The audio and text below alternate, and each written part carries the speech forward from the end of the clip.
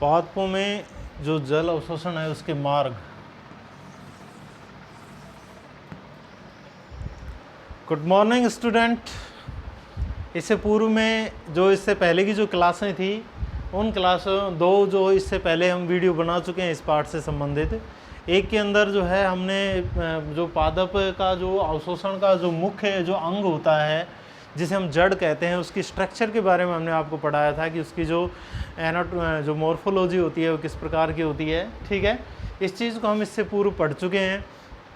दूसरा जो टॉपिक था उसके अंदर हमने पढ़ाया था कि जो जल होता है उसके अवशोषण की क्रिया विधि क्या होती है, यानी कि मैकेनिज्म क्या है उसका। दो प्रकार के मैकेनिज्म हम इससे पूर्व पढ़ चुके हैं। कौन कौन से? एक हमने पढ़ा था निष्क्रिय और दूसरा हमने पढ़ा था सक्रिय। ठीक है, निष्क्रिय और सक्रिय यानी कि एक्टिव और अनएक्टिव या पैसिव या फिर एक्टिव जो प्रकार का जो मैकेनिज्म है इसको हम पूर्व में पढ़ चुके हैं। ठीक है, निष्क्रिय में क्या होता है कि निष्क्रिय में जो भी बलों की उत्पत्ति होती है जो कि जल अवशोषण के लिए सहायक होते हैं वो कहाँ उत्पन्न होते हैं? वो वायवीय भागों में अर्थात पत्तियों में उत्पन्न होते हैं, जहाँ से एक तनाव बनता है, एक टेंशन बन जाती है, एक टेंस उत्पन्न होता है और वो टेंस फोर्स जो होता है वो जड़ें महसूस करती हैं और वहाँ से क्या होता है कि विसरण विधि के माध्यम से जो जल होता है वो ऊपर की ओर मतलब जाइलम तक पहुंचता है। ठीक है, इसके पश्चात हमने सक्रिय को पढ़ा था। सक्रिय में क्या होता है कि जल अवशोषण के जो कारक होते हैं, ठीक है, या आवश्यक बलों की जो उत्पत्ति होती है वो कहाँ पे होती है? सक्रिय में आवश्यक बलों की उत्पत्ति जो होती है वो मूल में यानी कि जड़ों में होती है। और सक्रिय जो जल अवशोषण होता है इसका जो मूल कारण होता है वो क्या होता है? मूल दाब यानी कि रूट प्रेशर। रूट प्रेशर हमेशा जाइलम की जो वाहिकाएं होती हैं उनमें उत्पन्न होता है। ये चीज़ आप ध्यान रखेंगे। दो वीडियो में हम ये चीज़ें आपको पढ़ा चुके हैं। ठीक है, इसके पश्चात आज का जो अपना टॉपिक है वो टॉपिक है पादपों में जल अवशोषण के मार्ग, यानी कि वो कौन कौन से मार्ग हैं जहाँ से जल जो होता है वो जाइलम तक पहुंचता है। आप जानते हैं कि जड़ों के द्वारा जल का अवशोषण तो कर लिया जाता है और जड़ों में जल अवशोषण के लिए जो कारक होते हैं वो क्या होते हैं? मूल रोम। ठीक है, मुख्य जो ऑर्गन होता है वो क्या होते हैं? जड़ों में उपस्थित जो मूल रोम होते हैं वो मिट्टी के कणों से क्या कर लेते हैं? केशिकातु जो जल होता है, ठीक है, उस जल का अवशोषण तो कर लेते हैं। लेकिन अब बात यहाँ पर यह आती है कि मूल रोम के माध्यम से जो पानी अवशोषित किया गया है, जो जल अवशोषित किया गया है, वो जो जल है वो कहाँ तक पहुँचना चाहिए? जाइलम तक पहुँचना चाहिए, क्योंकि जाइलम ही वो टिश्यू है, वो मार्ग है। ठीक है, वो वे ऊतक होते हैं जो कि जल को पौधे के सभी भागों में पहुँचाने का कार्य करते हैं। ठीक है, ये आप जानते हैं। तो मूल रोमों से जल का कहाँ पहुँचना? जाइलम तक पहुंचने के लिए यहाँ पे बीच में क्या बनते हैं? यहाँ पर बीच में उपस्थित होते हैं मार्ग। और आज हम इन्हीं मार्गों के बारे में पढ़ेंगे कि वो कौन कौन से मार्ग हैं, ठीक है, जो कि पादप में जल मार्ग के नाम से जाने जाते हैं। ठीक है ना, तो आज का टॉपिक अपना है पादप में जल अवशोषण के मार्ग या जल के मार्ग। ठीक है,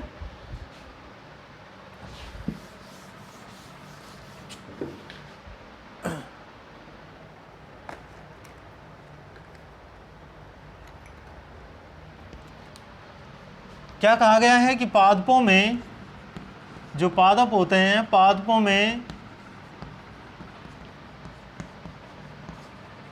मूल रोमों द्वारा जल का जो अवशोषण होता है कर लिया गया। मान लीजिए कि मूल रोमों के द्वारा जल का अवशोषण पादपों के द्वारा कर लिया गया। अब इसके पश्चात मूल रोमों से जो जल है उसका कहाँ तक पहुँचना? जाइलम तक। इसके विभिन्न मार्ग होते हैं। ठीक है, क्या होते हैं? इसके विभिन्न मार्ग होते हैं, कई मार्ग हैं और इन मार्गों के बारे में आज हम पढ़ाएंगे कि पादपों में मूल रोमों के द्वारा जो जल का अवशोषण किया जाता है। मान लीजिए कि पादपों के मूल रोम में जल प्रवेश कर चुका है। किसमें?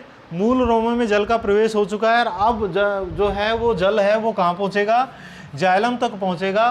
तो कह सकते हैं कि पादपों में मूल रोमों से और जाइलम तक जल के पहुँचने के विभिन्न मार्ग होते हैं। ठीक है, क्या कह सकते हैं कि पादपों में मूल रोमों से जल के कहाँ तक पहुँचने के, जाइलम तक पहुँचने के विभिन्न मार्ग होते हैं। ठीक है, क्या होते हैं, विभिन्न मार्ग होते हैं। और आज हम इन्हीं मार्गों के बारे में पढ़ेंगे। आज इन्हीं मार्गों के बारे में आज हम पढ़ेंगे। ठीक है, अब जल का जो जाइलम, जो मूल रोमों से और जाइलम तक जो पहुंचने का जो बात होती है, इसे हम क्या कहते हैं, पार्श्वीय प्रवाह के नाम से जानते। क्या कह सकते हैं कि मूल रोमों से जाइलम तक, बात यहाँ पर यही है कि मूल रोमों से और जाइलम तक जो जल का प्रवाह होता है, जल का प्रवाह क्या कहलाता है, पार्श्वीय प्रवाह कहलाता है। क्या कहलाता है, पार्श्वीय प्रवाह कहलाता है। ये ध्यान रखना।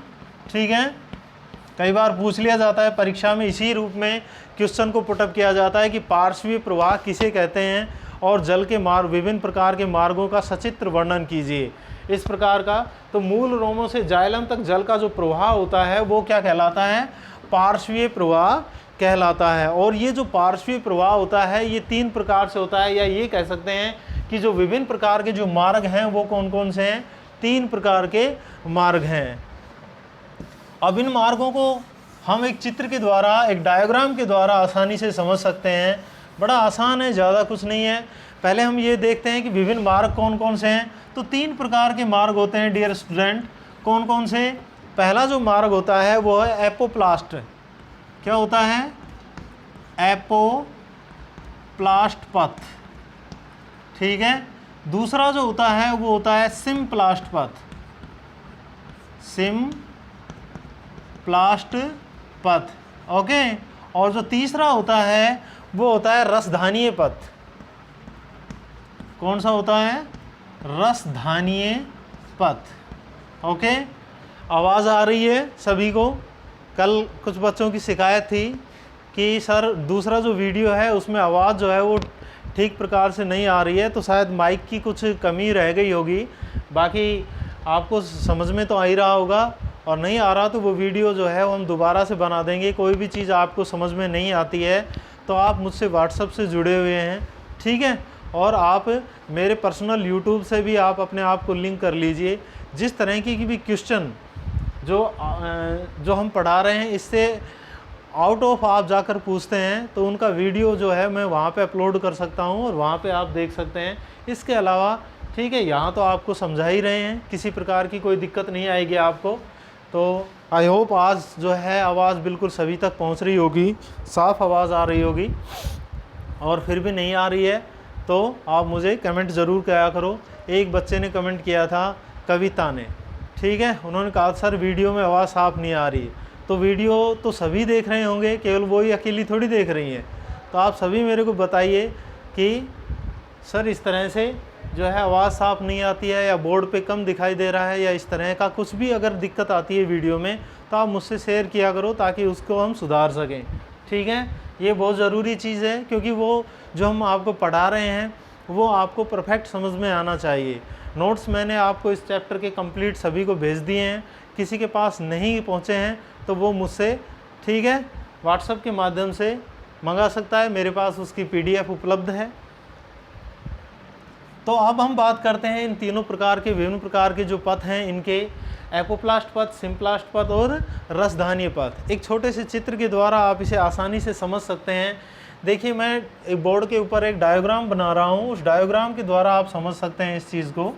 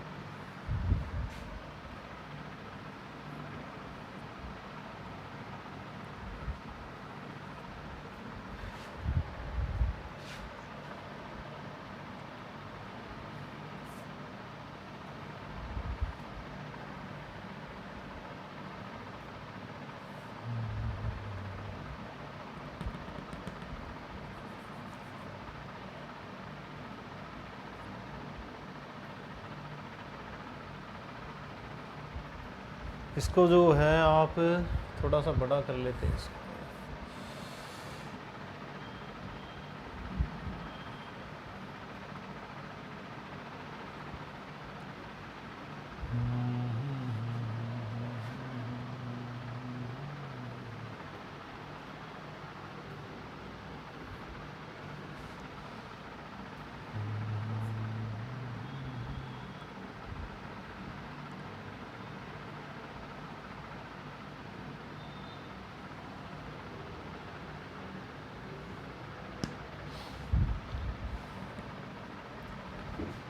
ओके,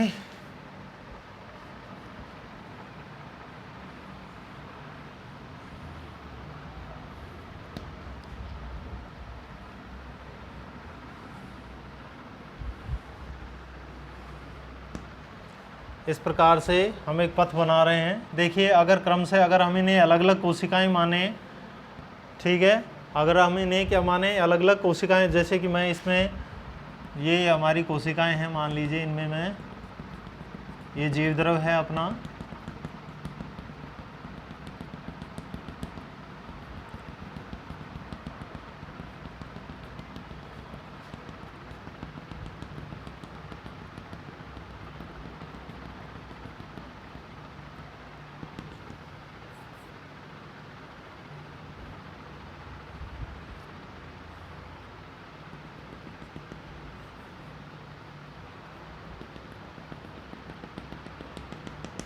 इन्हें आप इनकी संख्या भी बढ़ा सकते हैं। जैसे हमने 1 2 3 4 बनाए हैं, तो आप ज़्यादा भी बना सकते हैं। अब हम इनकी बात करते हैं कि ये बना क्या दिया हमने, ठीक है। बड़ा आसान है इस चीज़ को समझना। देखिए, हमारे पास 4 कोशिकाएं जो कि एक दूसरे से संबंधित हैं, वो हमने बनाई है। अगर हम ये बात करें बाहर की, सबसे बाहर वाली ये जो परत होती है, इसे हम क्या कहते हैं, कोशिका भित्ति कहते हैं। क्या कहते हैं, कोशिका भित्ति कहते हैं, ठीक है। क्या बोलते हैं इसको, इसे हम कोशिका भित्ति बोल रहे हैं। ये जो होती है, ये प्लाज्मा मेम्ब्रेन यानी कि कोशिका झिल्ली है। ये क्या है, ये कोशिका झिल्ली है। और ये आप जानते हैं, इसके बीच में ये साइटोप्लाज्म यानी कि जीव द्रव्य भरा हुआ है। मध्य के अंदर जो ये गोल गोल जो आपको बनाए गए हैं, ये आप जानते हैं कि पादप कोशिका में सबसे बड़ी जो आकृति होती है वो क्या होती है, रिक्तिका होती है, वोक्यूल्स होती है। तो ये क्या है, ये है रिक्तिका। क्या है ये रिक्तिका है, ठीक है।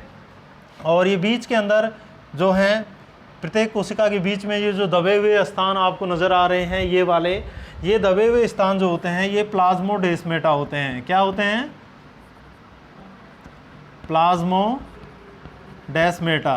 प्लाज्मोडेस्मेटा होते हैं।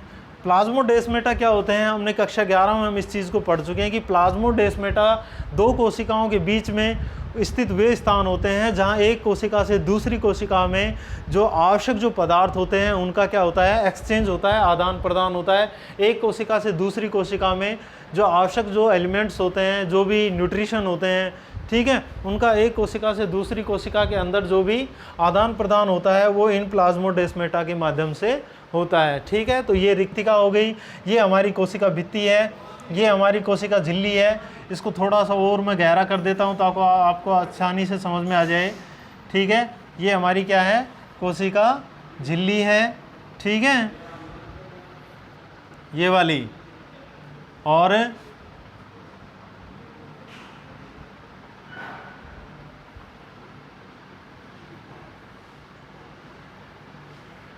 ओके, तो समझ गए इस चीज़ को, इस चित्र को। अब हम शुरू करते हैं अपने पथों के बारे में कि एपोप्लास्ट पथ, सिम्प्लास्ट पथ और रसधानी पथ, इनमें क्या डिफरेंट है और ये होते क्या हैं। सबसे पहले हम पढ़ते हैं किसको, एपोप्लास्ट पथ को। किसको पढ़ते हैं, एपोप्लास्ट पथ को पढ़ते हैं हम।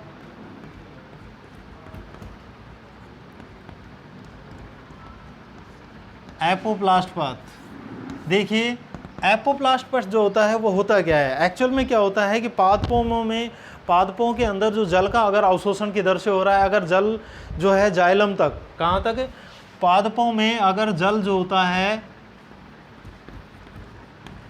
ये दिख रहा है कि नहीं, हाँ, पादपों में जल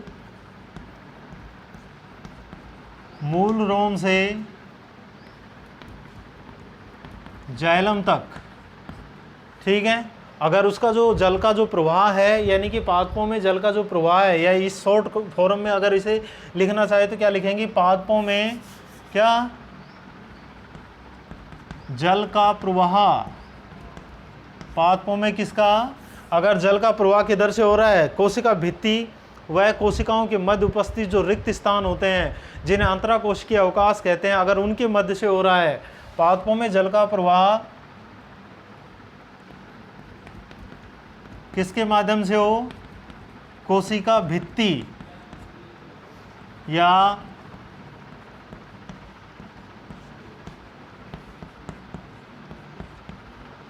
अंतराकोशिक अवकाशों के मध्य हो, तो इस प्रकार का जो पथ होता है वो एपोप्लास्ट पथ कहलाता है। देखिए अब डायग्राम में आइए, समझ में आ गया आपको कि पादपों में अगर जल का प्रवाह अगर कोशिका भित्ति या अंतराकोशिक अवकाशों के मध्य से हो रहा है, ठीक है, तो इस प्रकार का जो जल मार्ग होता है उसे हम क्या कहते हैं, एपोप्लास्ट पथ कहते हैं, ठीक है। यानी कि ये हमारी कोशिका भित्ति है, दिखाई दे रही है आपको, ये हमारी क्या है, कोशिका भित्ति। अगर जल का प्रवाह किधर से हो रहा है, इस प्रकार से हो रहा है, यूं, ठीक है। अगर जैसा कि मैंने चित्र में बनाया हुआ है, तीर का निशान बना लेना है यहाँ पे इधर, कि जल का प्रवाह किधर से हो रहा है, अगर कोशिका भित्ति के माध्यम से हो रहा है, तो इस प्रकार के पथ को हम क्या कहेंगे, इस प्रकार के पथ को माय डियर स्टूडेंट हम क्या कहेंगे, इस प्रकार के पथ को हम क्या कहेंगे, एपोप्लास्ट पथ कहते हैं। तो इसका आप नीचे निशान भी बना सकते हैं इस प्रकार से कि ये जो पथ है ये क्या कहलाता है, ये एपोप्लास्ट पथ कहलाता है। क्या कहलाता है, एपोप्लास्ट पथ कहलाता है, ठीक है। ये चीज़ आपको समझ में आ गई।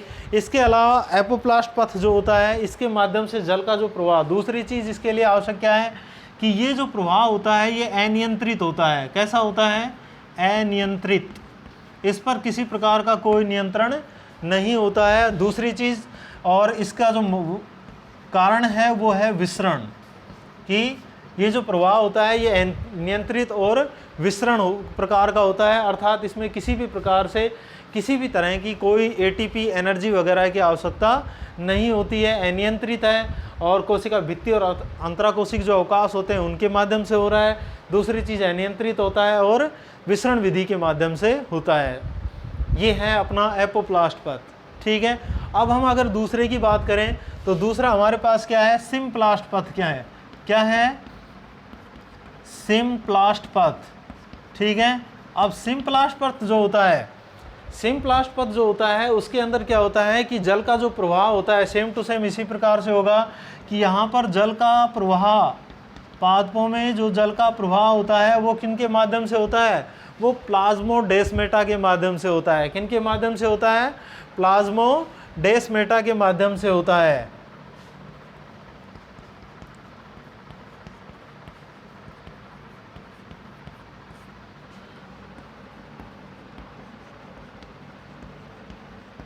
प्लाज्मोडेस्माटा के माध्यम से होता है, ठीक है, पहली बात।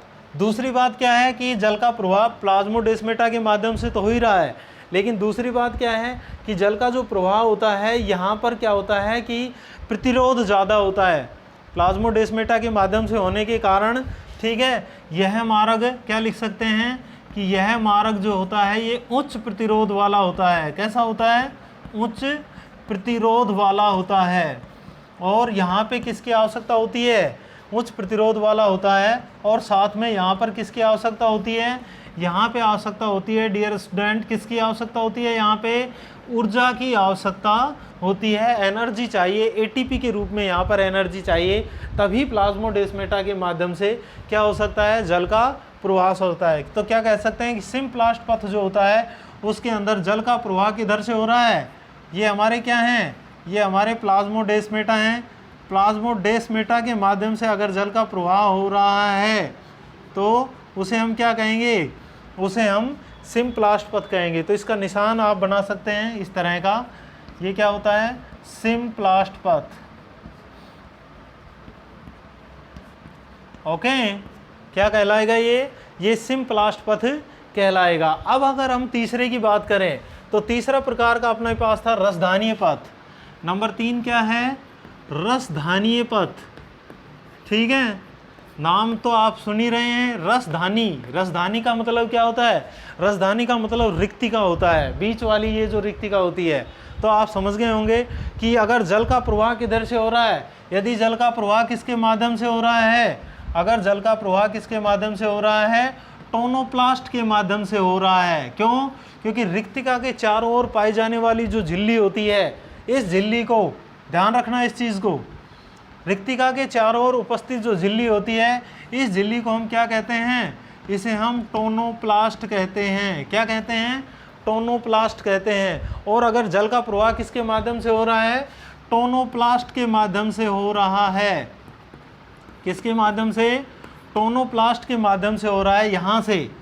ठीक है, इसे चित्र में अच्छी तरह से बना लेना। अगर जल का प्रवाह इसके माध्यम से हो रहा है, यहाँ से, ठीक है, टोनोप्लास्ट के माध्यम से हो रहा है, तो इसे हम क्या कहेंगे, इसे हम रसधानीय पथ कहेंगे। क्या कहेंगे, रसधानीय पथ कहते हैं इसको। तो 3 प्रकार के हमारे पास पथ हैं, एपोप्लास्ट पथ, सिम्प्लास्ट पथ और रसधानीय पथ। एपोप्लास्ट पथ में जल का जो प्रवाह होता है वो कोशिका भित्ति के माध्यम से होता है या कोशिकाओं के मध्य उपस्थित अंतराकोशिक अवकाशों के माध्यम से होता है, इसलिए ये अनियंत्रित पथ होता है और विसरण के माध्यम से होता है।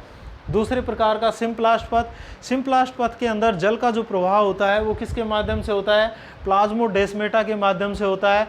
ठीक है, जो 2 कोशिकाओं के बीच में, या फिर आप ये कह सकते हैं कि जीव द्रव्य के माध्यम से होता है। ठीक है, जीव द्रव्य या प्लाज्मोडेस्माटा के माध्यम से होने वाला जो जल प्रवाह होता है, वो जो पथ बनता है वो सिम्प्लास्ट पथ के नाम से जाना जाता है। ये एक नियंत्रित पथ है और उच्च प्रतिरोध वाला, सबसे ज़्यादा प्रतिरोध वाला जो पथ होता है वो कौन सा होता है, सिम्प्लास्ट पथ होता है। और इस पथ के लिए, यानी कि यहाँ पर जल के प्रवाह के लिए किसकी आवश्यकता होती है, ऊर्जा की आवश्यकता होती है। तीसरे प्रकार का जो पथ होता है वो रसधानीय पथ होता है। रसधानीय पथ, रसधानी रिक्तिका, और रिक्तिका के चारों ओर उपस्थित जो लेयर होती है, झिल्ली जो होती है, उसे हम टोनोप्लास्ट कहते हैं। अर्थात ये कह सकते हैं कि यदि जल का प्रवाह किधर से हो रहा है, यदि जल का प्रवाह टोनोप्लास्ट के माध्यम से हो रहा है, तो इस प्रकार के प्रवाह मार्ग को हम क्या कहेंगे, रसधानीय पथ यानी कि रसधानीय मार्ग के नाम से जानते हैं। ओके, तो ये चीज़ें आज जो है हमने इन मार्गों के बारे में आपको सचित्र बताया है। 3 प्रकार के मार्ग हैं। इसके पश्चात आपके लिए एक छोटा सा क्वेश्चन है, आई होप आप कर पाएँ या नहीं कर पाएंगे, देखते हैं कि आप कितना दिमाग लगाते हैं, क्योंकि कक्षा 11 में हम स्ट्रक्चर रूप से इस चीज़ को हम पढ़ चुके हैं। ठीक है, क्वेश्चन मैं बोर्ड पे लिख देता हूँ, आप मुझे व्हाट्सएप के माध्यम से कमेंट करके लिख सकते हैं, क्योंकि ये आंसर आपको आपके नोट्स में भी मिल जाएगा। तो मेरा जो उद्देश्य है वो ये है कि आप उन नोट्सों को भी पढ़ें लिखते समय। इस चीज़ को आप जब नोट करेंगे यहाँ तक जल के मार्गों को, तो उसके बीच में आपको एक जवाब भी मिलेगा जो आज का क्वेश्चन है आपके लिए। आज का जो क्वेश्चन है, ठीक है, आई होप ये चीज़ आपको समझ में आ गई होगी। मैं क्वेश्चन बोर्ड के ऊपर लिख देता हूँ। आज का जो अपना क्वेश्चन है वो है कि कोशिका भित्ति जो यानी कि पादपों की जो जड़ों में पाई जाने वाली अंतःत्वचा होती है,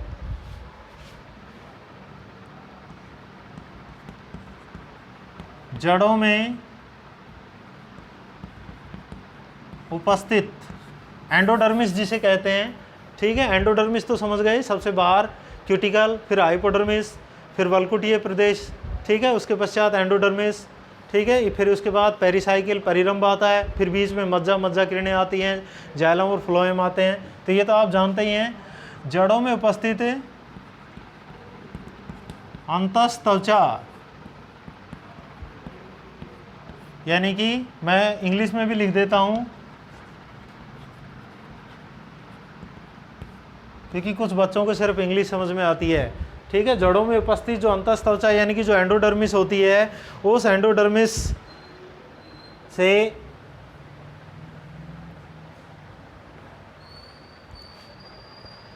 जड़ों में उपस्थित एंडोडर्मिस की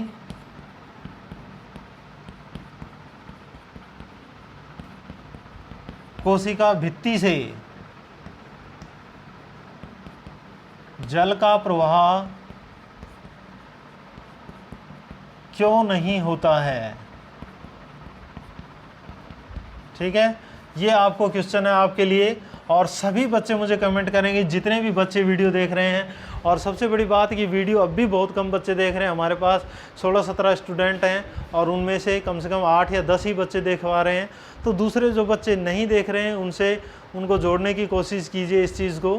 ठीक है, कि जड़ों में उपस्थित जो अंतःत्वचा की जो कोशिका भित्ति होती है उससे जल का प्रवाह क्यों नहीं होता है। क्योंकि हम पढ़ चुके हैं एपोप्लास्ट पथ में कि कोशिका भित्ति के माध्यम से जल का प्रवाह होता है, लेकिन जड़ों की जो अंतःत्वचा होती है उनकी जो कोशिका भित्ति होती है उनसे जल का प्रवाह नहीं होता है। उसका रीज़न आपको बताना है। आप मुझे एक पेपर के ऊपर सभी इस चीज़ को, आंसर को, ठीक है, लिख के और बताएंगे, नोट करके दिखाएंगे मेरे को सभी बच्चे। आई होप आप सब इसके लिए मेहनत करेंगे। ओके, तो आज का अपना जो टॉपिक था वो जल के मार्गों से संबंधित था। कल हम आपको रसारोहण के बारे में पढ़ाएंगे, जो कि इस पाठ का लास्ट टॉपिक होगा अपना। ठीक है, ओके, खुश रहिए, मुस्कुराते रहिए। Goodbye, have a nice day.